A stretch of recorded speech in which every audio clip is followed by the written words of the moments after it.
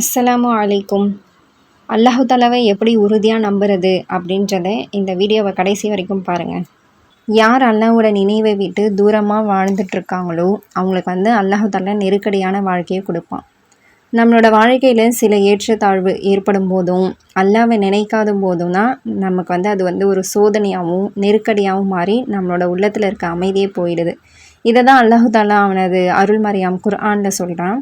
வமன் ஆழறத an திக்ரி, யார் என்னுடைய திக்கர், அதாவது யார் என்னை நினைக்கிறத புறக்கணிக்கிறாங்களோ ஃபைன்னலஹு மைஷதன் லன்கா, நிச்சயமாக உங்களுக்கு நெருக்கடியான வாழ்க்கை இருக்குது அப்படின்னு சொல்லி அல்லாஹு தாலா சொல்கிறான். நம்ம இந்த உலகத்தில் பிறந்ததுலேருந்து மரணம் அடைகிற வரைக்கும் நம்மளோட வாழ்க்கையில் எது எப்போ நடக்கும், என்ன நடக்கும் அப்படின்றதெல்லாம் அல்லாஹுக்கு மட்டும்தான் தெரியும். இதை உணராததுனால தான் நம்ம நிறைய பதற்றத்துக்கு ஆளாகிறோம், சோதனைக்கு உள்ளாகிறோம்.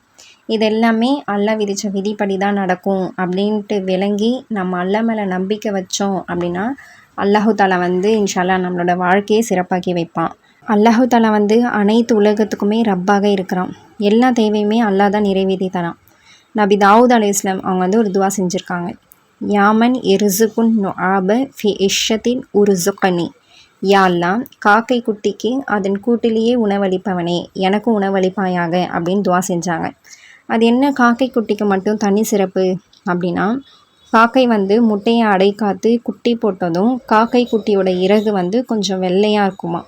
அப்போ அந்த தாய் காகம் என்ன பண்ணுன்னா, தன் குட்டியோட மேனியில் கருப்பு ரோமம் இல்லாததுனால இது நம்மளோட இனம் கிடையாது அப்படின்னு நினச்சி அங்கேருந்து போயிடுமா.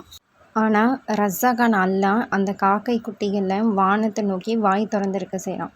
காற்றில் சின்ன சின்ன பூச்சிகள்லாம் பறந்து வர செஞ்சு அதோட வாயில் விழ வச்சு அதுக்கான ஒரு உணவாக அல்லாஹ் அதை மாற்றி கொடுக்குறான்.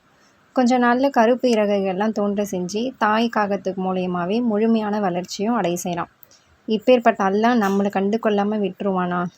நம்ம தான் பல தருணங்களில் அல்லாஹ்வை நினைக்க மறக்கிறோம். அவன் ஒருபோதும் நம்மளை மறப்பவன் கிடையாது. ஒவ்வொரு நொடியுமே நம்மளை பாதுகாத்துக்கிட்டே தான் இருக்கிறான்.